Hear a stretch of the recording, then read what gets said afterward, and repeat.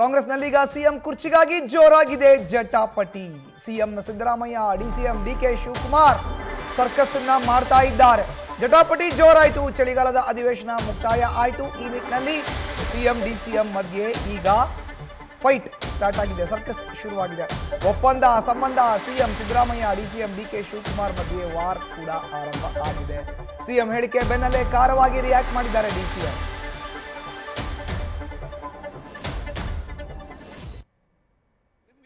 ಎರಡೂವರೆ ವರ್ಷ ಅಂತ ಹೇಳಿಲ್ಲ. ನಾನು ಹೇಳಿದ್ದು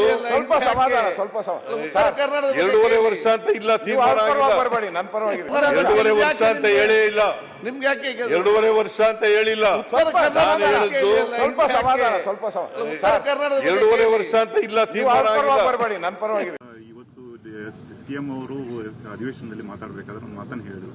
ಎರಡೂವರೆ ವರ್ಷ ಯಾವುದೇ ರೀತಿಯಂತ ಕಮಿಟ್ಮೆಂಟ್ ನಮ್ಮಲ್ಲಿ ಆಗಿಲ್ಲ, ನಾನೇ ಮುಂದುವರಿತೀನಿ, ಮುಂದಿನ ಎರಡೂವರೆ ವರ್ಷ ನಾನೇ ಇರ್ತೀನಿ ಅಂತ ಹೇಳಿದ್ರು. ಮತ್ತೆ ಹೈಕಮಾಂಡ್ ಕೂಡ ನನ್ನ ಪರವಾಗಿದೆ ಅಂತ ಹೇಳಿದ್ರು. ನಾನು ಯಾವತ್ತೂ ಅವರು 5 ವರ್ಷ ಇರಲ್ಲ ಅಂತ ನಾನು ಹೇಳಿಲ್ವಲ್ಲ. ಹೈಕಮಾಂಡ್ ಅವ್ರ ಪರ ಇಲ್ಲ ಅಂತ. ಅವ್ರ ಹೈಕಮಾಂಡ್ ಇರೋದಕ್ಕೇ ಅವ್ರು ರಾಜ್ಯದ ಮುಖ್ಯಮಂತ್ರಿ ಆಗಿರೋದು. ಪಕ್ಷ ನಿರ್ಧಾರ ಮಾಡಿರೋ ಪ್ರಕಾರ ಅವರಿದ್ದಾರೆ. ನಾನು ಅವರಿಬ್ರು ಒಪ್ಪಂದಕ್ಕೆ ಬಂದಿದ್ದೀವಿ.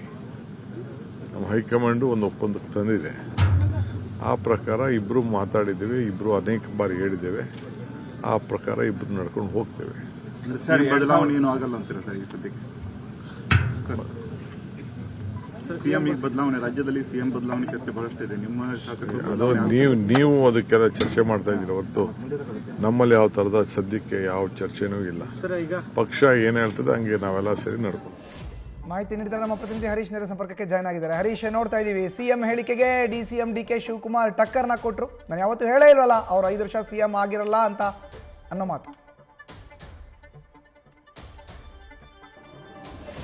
ಮಧುಸೂದನ್, ಬಹಳ ಮುಖ್ಯವಾಗಿರುವಂಥದ್ದು ಅಧಿವೇಶನದ ಕೊನೆಯ ದಿನ ಸಿಎಂ ಸಿದ್ದರಾಮಯ್ಯ ಒಂದು ಹೇಳಿಕೆ ಕೊಟ್ಟಂತ ಸಂದರ್ಭದಲ್ಲಿ ಪ್ರತಿಯಾಗಿ ಡಿಸಿಎಂ ಡಿಕೆ ಶಿವಕುಮಾರ್ ಅವರು ಕೂಡ ತಿರುಗೇಟ್ ಕೊಡುವಂತ ಒಂದು ಪ್ರಯತ್ನ ಮಾಡಿದ್ದಾರೆ. ಸಿಎಂ ಸಿದ್ದರಾಮಯ್ಯ ಅವರು ಸದನದಲ್ಲಿ ನೇರವಾಗಿ ಇವತ್ತು ಸ್ಪಷ್ಟವಾಗಿ ಹೇಳಿದ್ದಾರೆ, ಸೊ ಯಾವುದೇ ಒಪ್ಪಂದ ಆಗಿಲ್ಲ ಶಾಸಕಾಂಗ ಸಭೆಯಲ್ಲಿ ಅನ್ನುವಂಥ ಮಾತನ್ನು ಹೇಳಿದ್ದಾರೆ. ಆದರೆ ಡಿಸಿಎಂ ಡಿಕೆ ಶಿವಕುಮಾರ್ ಅವರು ಪ್ರತಿಯಾಗಿ ಒಪ್ಪಂದ ಆಗಿದೆ, ನಮ್ಮಿಬ್ಬರಲ್ಲಿ ಒಪ್ಪಂದ ಆಗಿದೆ ಅನ್ನೋ ನಿಟ್ಟಿನಲ್ಲಿ ಕೂಡ ಅವರು ಹೇಳ್ತಿರುವಂಥದ್ದು. ಅಂದ್ರೆ ಹೈಕಮಾಂಡ್ ಒಲವಿರುವಂತ ಕಾರಣಕ್ಕಾಗಿ ಸಿಎಂ ಸಿದ್ದರಾಮಯ್ಯ ಅವರು ಮುಖ್ಯಮಂತ್ರಿ ಆಗಿದ್ದಾರೆ, ಅವರ ಕೃಪಾ ಪಕ್ಷ ಅನ್ನುವಂಥದ್ದು ಕೂಡ ಅವ್ರ ಮೇಲೆ ಇದೆ ಅನ್ನುವಂಥ ರೀತಿಯಲ್ಲಿ ಕೂಡ ಇವತ್ತು ಡಿಕೆ ಶಿವಕುಮಾರ್ ಅವರು ಹೇಳಿರುವಂಥದ್ದು. ಅಂದ್ರೆ ಒಪ್ಪಂದ ಆಗಿದೆ, ನಾನು ಅದರಂತೆ ನಡೆದುಕೊಳ್ತೇನೆ, ನಾನು ಈಗಾಗಲೇ ಸಿಎಂ ಸಿದ್ದರಾಮಯ್ಯ ಅವರ ಜೊತೆ ಮಾತನಾಡಿದೆ, ನಾವು ಇಬ್ಬರು ಕೂಡ ಈ ಒಂದು ವಿಚಾರವಾಗಿ ಮಾತುಕತೆಯನ್ನು ನಡೆಸಿದ್ದೇವೆ ಅನ್ನುವಂಥ ಮಾತನ್ನು ಹೇಳುವ ಮೂಲಕ ಪ್ರತಿಯಾಗಿ ಸಿಎಂ ಸಿದ್ದರಾಮಯ್ಯ ಅವರ ಹೇಳಿಕೆಗೆ ಕೌಂಟರ್ ಅನ್ನು ಕೊಡುವಂತ ಒಂದು ಪ್ರಯತ್ನ ಆಗಿದೆ. ಅಂದ್ರೆ ಒಂದ್ ಕಡೆ ಸಿಎಂ ಸಿದ್ದರಾಮಯ್ಯ ಅವರು ನಾನೇ ಪೂರ್ಣಾವಧಿ ಅನ್ನುವಂಥ ಜೊತೆಗೆ ಯಾವುದೇ ಅಧಿಕಾರ ಹಂಚಿಕೆ ಒಪ್ಪಂದ ಆಗಿಲ್ಲ ಅನ್ನುವಂಥ ಹೇಳಿಕೆ ಕೊಟ್ಟಿರುವಂಥದ್ದು. ಪ್ರತಿಯಾಗಿ ಡಿಸಿಎಂ ಡಿಕೆ ಶಿವಕುಮಾರ್ ಅವರು ಒಪ್ಪಂದ ಆಗಿದೆ, ಮಾತುಕತೆ ಆಗಿದೆ ಅನ್ನುವಂಥ ಮಾತನ್ನ ಗಟ್ಟಿ ಧ್ವನಿಯಲ್ಲಿ ಹೇಳುವಂತ ಒಂದು ಪ್ರಯತ್ನ ಮಾಡ್ತಾ ಇದ್ದಾರೆ. ಸೊ ಹಾಗಾಗಿ ಸಿಎಂ ಸಿದ್ದರಾಮಯ್ಯ ಮತ್ತೆ ಡಿಸಿಎಂ ಡಿಕೆ ಶಿವಕುಮಾರ್ ಅವರ ನಡುವೆ ಇದುವರೆಗೂ ನಡ್ಕೊಂಡ್ ಬರ್ತಿದ್ದಂತಹ ಒಂದು ತಿಕ್ಕಾಟೇನಿತ್ತು, ಈಗ ಮತ್ತೊಂದು ಘಟ್ಟಕ್ಕೆ ತಲುಪುವಂತ ಸಾಧ್ಯತೆಗಳು ದಟ್ಟವಾಗಿದೆ. ಸೊ ಇದೇ ತಿಂಗಳ ಅಂತ್ಯದಲ್ಲಿ ಕೂಡ ಹೈಕಮಾಂಡ್ ನಾಯಕರು ದೆಹಲಿಗೆ ಕರೆಸಿಕೊಳ್ಳುವಂತ ಸಾಧ್ಯತೆ ದಟ್ಟವಾಗಿದೆ. CWC ಮೀಟಿಂಗ್ಗೆ ಕೂಡ ಸಿಎಂ ಸಿದ್ದರಾಮಯ್ಯ ಅವರು ದೆಹಲಿಗೆ ತೆರಳುತ್ತಾರೆ. ಆ ಒಂದು ಸಂದರ್ಭದಲ್ಲಿ ಹೈಕಮಾಂಡ್ ನಾಯಕರನ್ನು ಕೂಡ ಭೇಟಿ ಆಗ್ತಾರೆ.